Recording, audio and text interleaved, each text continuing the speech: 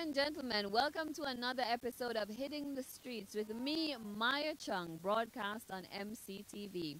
This week, our star guest is Bugle of the Seika family, and we're also featuring some of the latest acts to have joined that production house. Welcome to Hitting the Streets, ladies and gentlemen. Sitting beside me is the one, the only, Roy Thompson. Did you know his name was Roy Thompson? I bet you didn't. More of you probably know him as Bugle. And I'm pretty sure that there's a reason why you call yourself Bugle. Now, I'm going to lean in towards you, Bugle. Don't be scared. Don't be frightened. Why do they call you Bugle? Bugle is a musical instrument. So I'm just because of the fact that so much music as a musical instrument. I think of Bugle instead of guitar, keyboard. I mean, Bugle, connect.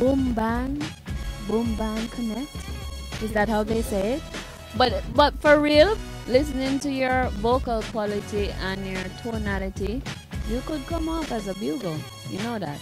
Well, obviously you know that because your name is Bugle, right? You're a part of the Seika family, production family, and you've been receiving a lot of really good press recently. You've released a new track and video. New tracks, but one video. Okay, I'm focusing on the one that has the video that goes with it. And I listened to it. What is the name of it? Don't Give Up. You always seem to do music with a theme that is uplifting, and I want to ask you why don't you release a lot of new tracks? You just said it. Why is it though that Don't Give Up is the first one that has a video? Because of the message. I mean, when we forward on the scene, I forward with exercise, which is a beat meds. Exercise every day and I'm still not fit. A lot of people take it literal, but I didn't mean it literal. And when I talk about going to the gym trying to get fit, you understand? So it's just a continuation of how me forward on the scene as an artist. So when I say don't give up, it's basically the same thing. It's just different words, different rhythm, different melodies, but same meaning. You understand what I'm saying? So don't give up. I just one of them songs that I have to promote it because I wanted to reach out to the world. I mean, I promote all of my music, but when I do songs like them, I give extra promotion because I wanted to reach out to everybody, especially in times like these when crazy things are going on in the world and, you know, all up a mix up are going on in the music industry and all of that. So, you know, we have to give some people hopes and make them know, so regardless of what going on in their life, just hold strong, don't give up. I've always admired you, and I'm not just saying that because you're sitting beside me and you could hit me if I said I hated your music, which I know you wouldn't. But you know what? One of my anthems comes from your camp, and it's too fucking fast. Yeah, all up in my business like it's a rah dance. I mean, it's like Shakespeare. Your lyrics true. Exercise every day and I'm still not fit was metaphoric, and I saw that. I am guessing, and you can correct me because I won't be embarrassed, that you're saying you're just trying and things not happening, innit? I'm gonna ask you about Psalms, which was a mixtape. Tell us about what Psalms was, when it dropped, and why an artist of your ilk decided to do a mixtape when you could have possibly put that out as an album. Okay, the Psalms mixtape was produced by Raz, which is Raz, I'm Raz and Biggie. He's standing behind us, folks. I chose the name Psalms because of the information that I on the mixtape. And I think like Psalms is one of the most informative books of the Bible. So I chose that, you know. So when people hear Psalms, they're supposed to really think like Psalms. You understand what I say? So that alone, I get people interested, make them want to see what this mixtape on name Psalms is all about. Yeah, I could have put out 10 albums. But I chose not to because I don't want to put out album like how I see most artists put out albums. Most of the albums them want me see basically they are mixtapes. It's just a collection of songs where them vice with various producers and put them together and package it nice and put it out as an album. I really literally, and maybe many persons who are gonna watch this are not so musically steep that they know the difference. I understand, I get in what you're saying. Like you do a whole heap of singles, like when Minaj was featured on several things, and then she just put some stuff together. That's what it seemed like. That didn't seem like, and her first, actually she did it without an album. But I wanted to explain what is the difference between a mixtape and what a musician would call an album. Because to me, I'm general public. I don't think I'm that stupid. What is the difference? Okay, a mixtape is just a collection of songs already out there. Yeah, I mean you can have songs on it when not out there yet, but yeah, do that for promotional purposes. When you put a new song on a mixtape. But a mixtape is a collection of songs where the people them don't know and everything, and you just put them together, mix them down with, you know, some energy, give it a vibe. Like when people are listening, it's just like you're in a dance and you have vibe. That is like a mixtape. Yeah, that's how we do mixtape. Yeah, and it's free. You understand? We just burn whole heap of copy and give it and put it on the internet and people download it free. Like just like how you can go to www.razandbiggie.com and download the songs mixtape for free. The album now is a thing where you don't have any and everybody on your album. You understand? I personally want my album to be a masterpiece, a collector's item. Yes, so me I spend different time on my album. And my album is going to be live. Yeah, because live means alive. Yeah, so me want my album to stay alive, to live.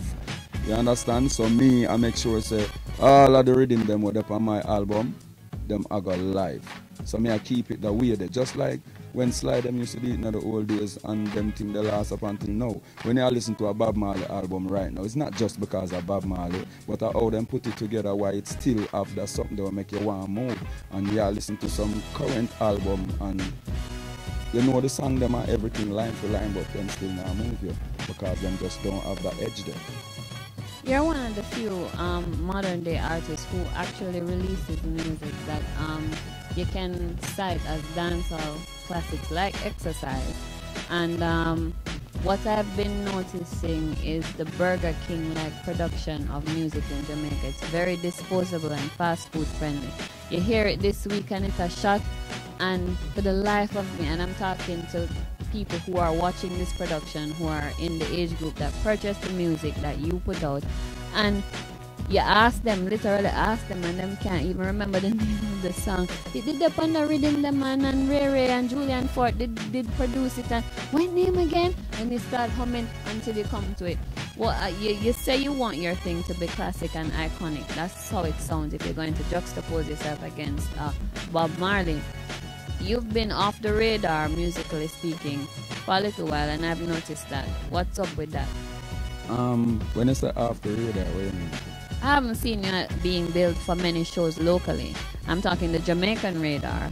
I may have missed it. You can correct me. I'm not afraid to be corrected here. Bugle. Me's a humble youth. Right? So, right. You haven't come out. I don't see a lot of Bugle videos on. This is a major video that you're now putting out for your first track for several songs. It seems, you know what off the radar means also these days? The cartelization of the world, right? The whole popcornism, right? You know what I mean? Every week of every day there is a new song, but when you check it, does it have quality? You've been at bay, your turns are back to borrow from nuts. Why is that? And I don't mean those nuts, so stop it, David. Well, here we go now. You see, Jamaica, this is how Jamaica runs. When you're not the hypest artist and you're not in the art of the mix-up, like most of these people look past you, no matter how much good you are. But the good thing about it is you will never stop traveling. You understand? So me always, another thing, me always I represent, and there's no ear pass when Bugle don't have minimum of 3 hit songs. And when I say 3 hit songs, I talk about 3 solid hit songs. Not because them are play and I get too far out, I not talk about solid hit songs.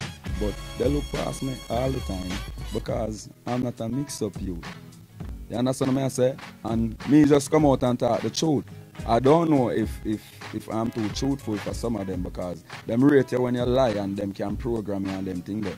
And them can program me and me not tell no lie, and me not buy no hit song, and me not pay for no forward and them thing there. So most of the time them stay so boom and look past you, but me I just want you to, regardless of what them do, them can't avoid me. Them will look past you for a minute, but them can't avoid me. You know why? You see what I say? It will stand out in them face. Because if me go up on a show right now, which part them have, whoever them are run with, them have to know what them are doing. Them are getting a problem with me when we don't perform.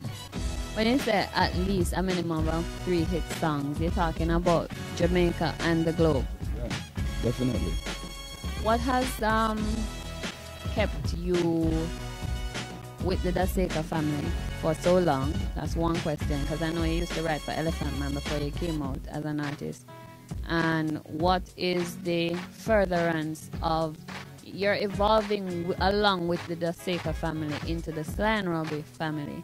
Tell us about those two things. What kept you with the Daseka family, and what has led to the evolution into the Sly and Robbie family, which Daseka is always a rated name out there, right? You can put Daseka like how you can put a Scorsese film on top of a thing, and people will get into it because it's a good production. What do you think that this evolution will mean for you as an artist? Well, when I use the word family, I'm serious about it. Yeah, enough people say family because it's a used word, but not necessarily because they know how serious the word family means. And when you said Daseka family, I like, that's serious to me, and Daseka is all we are family. We stick together through thick and thin, because men are run down high. If Daseka not the artist producer, then he might not be the artist because me always I go around Daseka. You understand? No matter who are the artist producer, me the Daseka there. You understand? So we keep our thing. When we say family, we mean real family. You understand what I say? If we there some one man hungry and he need some food, he might walk and ask everybody if they want food before him send nobody go buy food. We keep it that way there. When we are make music, we make it together. You understand what I say? If we are party, we do that together.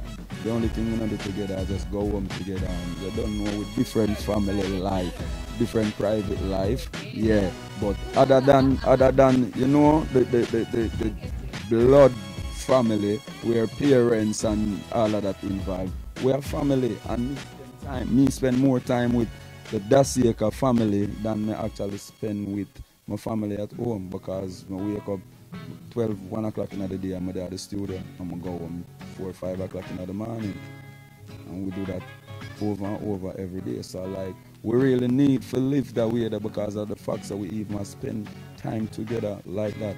So how do you see the furtherance of this family life that you have, this Cosa Nostra thing that you have going with Daseka, into the Sly and Robbie era that you're moving into now? Sly and Robbie, as some people I will look up to, idolize Sly and Robbie. I have lots of respect for them, like genuine, down-to-earth respect. But for me, it's like an extended family.